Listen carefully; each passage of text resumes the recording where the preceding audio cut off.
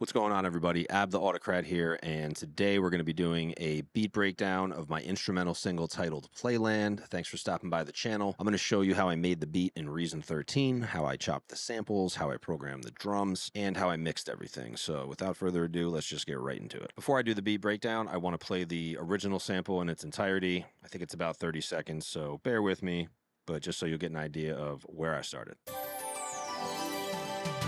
Here's the place where a happy face is as natural as can be. The carousel spins a magic spell, making family memories. Have a holiday, feeling good, feeling free. Hoplin's Playland, Hoplin's Playland, Hoplin's Playland, Hoplin's Playland. The family place to be. Hoffman's Playland was a very small theme park in Latham, New York, and that was the theme song to it. Really nostalgic, and I always wanted to sample it, and I don't know what took me so long. So a couple months ago, I just decided to chop it up, and here we are. Okay, we're going to start with a sequencer. So, I mean, it's pretty straightforward. This is my drum track. A lot of these are just effects that I automated within devices. I think this, I forget exactly what I might even just use this for like a high pass or a low pass. So what I do tend to do, or I've been trying to do a little bit more, is I will chop my samples in Mimic and then I try to play them on the pads. Once I have the sample pretty much how I want it, I like to bounce to audio now because you can just do a lot more with audio instead of working with MIDI files, and it's less taxing on the system. Sometimes I have multiple sample tracks in case, you know, I might want to do a little bit something different to this little one part, and we'll listen to all that too. This is just the automation track for the bass. So the bass, I didn't bounce to audio in this one, not for any particular reason. Sometimes I just don't, but it's always good to bounce to audio, make your whole session run smoother, especially in Reason. So the intro to the beat, I did, you know, a ton of stuff to it. There's a high pass and a low pass, and then I'm automating the frequency just so it kind of creeps in and gives you a cool little feel. All right, so that's pretty much it for the sequencer. We're going to listen to the beat in a second. So this is the rack, you know, for my drums. I always program my drums in Mimic. So we got kick, snare, hi-hat, open hat, and then a pre-kick. And then, you know, the mixer up here, I always, you know, name them here accordingly, drum, bass. And then a lot of the times, too, I'll have 3 separate Mimic devices that just get bussed to one. I think with this, I didn't do that as much because I just had one and I bounced it to audio. So I think I got rid of the other 2 that I normally have in my template. So I try my best to clean up sessions so it's not a mess when I'm going back in, especially when I'm done. Because if I am going to go back and do anything, I don't want to have to, you know, sort through a bunch of crap. For this track, too, I used Mimic, and I just loaded a bass sample, I think from a Marco Polo sample pack. So let's just listen really quick to the song, and we'll go from there.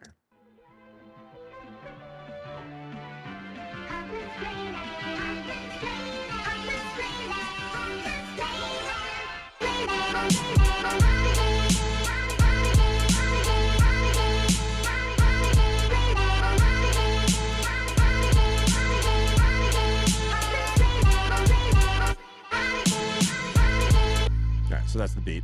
It does switch up a few times, and there's some dope stuff I do at the end. That's essentially what it is, outside of some drops. So let's check the drums out first. So when you program drums in Mimic, I really miss programming drums in the redrum or the red drum. I don't know how you actually say it. Because when you go to the sequencer, when you're editing drums in the redrum, it populates up top here. When you do it with Mimic and you're programming drums, you can use key edit, drum edit, or the Rex edit. The Rex edit is as close to chopping it in the redrum, but you have to go from bottom to top with your samples. So the first sample is at the bottom, the second one, it goes like this. With the redrum, it was the opposite. From left to right on the redrum, it was from top to bottom the way you would program. I don't know if I'm explaining that properly, but one little thing I wish that Mimic did have was that type of editing in the sequencer. The one problem with these reviews too is I have everything on my master chain and there's a lot of latency, so when I hit the buttons, I can't really play what I want to, but I can give you an idea. So, you know, we got kick, snare, hi-hat, open hat, pre.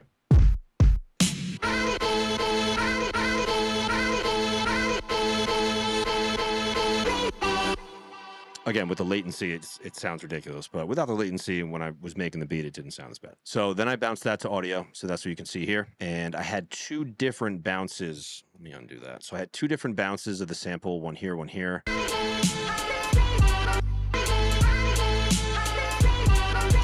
And it's funny, I don't even remember why I did this the way that I did it. There was a reason at the time. This one part of the sample is just by itself here on this track.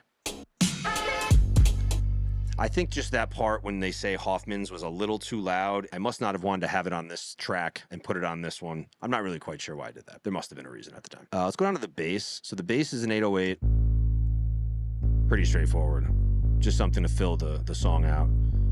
Now, let's go over the drum bus processing that I did on this one. So for this, I have a virtual mix rack from Slate. I usually use a virtual channel here to give some saturation, and then I compressed a little too. And I don't always use the full mix for when I'm compressing drums. I like to kind of blend them in. Sometimes I squash the hell out of it and turn the mix knob. Sometimes I don't. Just a low pass on the very low parts of the drum bus. And then I always like putting imaging too on drums. It's very rare that I'll have all the drums going straight up the middle. I mean, sometimes I'll just pan certain things too, but I'm a big fan of really doing imaging at about 1K and above, where a lot of the higher frequencies are coming in, and it just gives it a nice spread. So when you're doing this, you sometimes want to also add an EQ after this, because when you're using imaging, it can really brighten up the sound, and sometimes you just want to tame that back down a little bit. It would be dope if this had an EQ feature. A lot of Isotopes plugins do have that, like a lot of the saturation modules, where it just allows you to put that high shelf on after you add the distortion. It's kind of similar with imaging. It really brightens it up, but just something small. And then I have all my individual sounds here. Some of the sounds on this, I did a lot of processing. For the kick on this, there were just some frequencies bothering me here too. A lot of the times with kicks, I tend to make just static dips or peaks. Sometimes I'll use some dynamic controls too, but sometimes I just want to get rid of the things I don't like. So with the snare, there's a lot going on with the snare. And sometimes it can be better just to pick a different snare. But this one I was messing around with a lot, and it ended up working. I have a transient shaper on the snare. This had a very long tail. I just pulled the sustain way down on this just to get the snap of the snare, and then I layered an open hat on top of it, which kind of made up for the lack of tail on the snare, and I just like the way it sounded better. And then I threw a compressor on there. Actually, before that, I used a little bit of boost at 8K, no boost on the low end on this, and then sometimes at the very end, once I'm doing, extra compression, or really more when I'm doing saturation, I will, throw an F6 on there and just do a couple finishing touches here. Let's listen to the sample by itself here.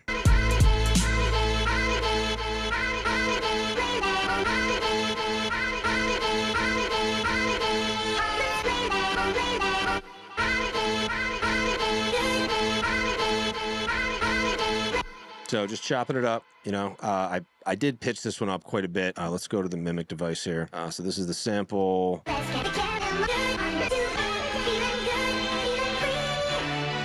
Let's get rid of that. So I didn't actually pitch it up using octaves. I just sped it up with this speed button here. Sometimes I do it that way, sometimes I don't. And for the bass, I use the Mimic again, and this is just a very beefy 808. I turned the release up quite a bit so it has a tail. I turned the attack up a little bit because the attack of 808s can be really punchy and almost has like a click to it sometimes. For the most part, that's the beat. I mean, I do have some panning effects that I added to the sample. You can see here, this is just the automation on the Mimic mix channel for automation. That's why it's green and highlighted here. And then the mute on and off. Like sometimes I'm just muting the sample. Let's go over the mix bus on this. I rarely bounce out all of my stems to Pro Tools when I'm mixing instrumentals. I usually just do it right in Reason. When I do that, I'll put things on the mix bus over here on the left. Looks like I did a low pass with the Infinity EQ. And I'm almost always running my entire mix through this virtual mix bus from Slate. I like the way it sounds. Sometimes I'll switch it up. So I got it cranking through here quite a bit. I turned the trimmer here up just to get a little bit more gain. I almost always use this custom series EQ from Slate also, and I'm taming a lot of the 4K here. And I really like this Pultec emulator, or this Pultec that Slate does, the emulation from the hardware. And on this one, I just gave a little bit of a boost at 5K. I think I was messing around with some boosting in the lows on this, but it just didn't sound right, and I just kept it as is. I'm also a really big fan of Slate's bus compressors. This one, so on this track, I ran it through the FG Gray, a very quick attack to tame the transient, quick release to get it back off, 2.5 ratio. And I don't use a high pass filter on this. A little bit of makeup, but I'm not using the full mix on this. I'm almost always pulling back about halfway, and it gives it a little bit of bounce. It tames the thump a little bit in a good way before I throw it into the MOTT, I forget exactly how you say it, but it looks like it's going nuts now just because there's no audio going through it. But this thing works wonders on tracks, especially hip hop shit. The amount I mess with depending on the track. Sometimes it just sounds better if I'm really hitting it hard. I love the way this thing makes my beats sound. I didn't use it for a long time. Maybe I was just too scared to use it, not knowing how to use it, but I'm glad I did. And this was really within the past year or two I started using this. So really dope. Try to use this on your beats. And last but not least, we have Ozone, which I use on all my tracks, all my instrumentals, and all my tracks with vocals. It really just gives things a nice polish. I'll go through each module just to see what it did. And, you know, sometimes it does a little bit too much of something or not enough of another. So it's not perfect. If you do use Ozone, I would highly recommend to always go through the modules and, you know, after you actually had it processed a beat or a song, A and B it a little bit and C, go through each module if you use Ozone and don't completely rely on what it spits out. It's always good to do that just to double check, especially the limiter. Sometimes when I run this through this, it comes out of the limiter really hot and I just got to pull the gain down, make sure your output level, I always make sure it's at -1 for the peak. And that pretty much wraps this one up. Thanks for joining me.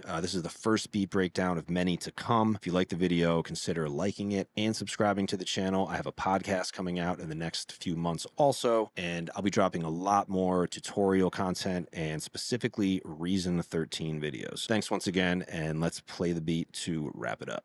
Peace.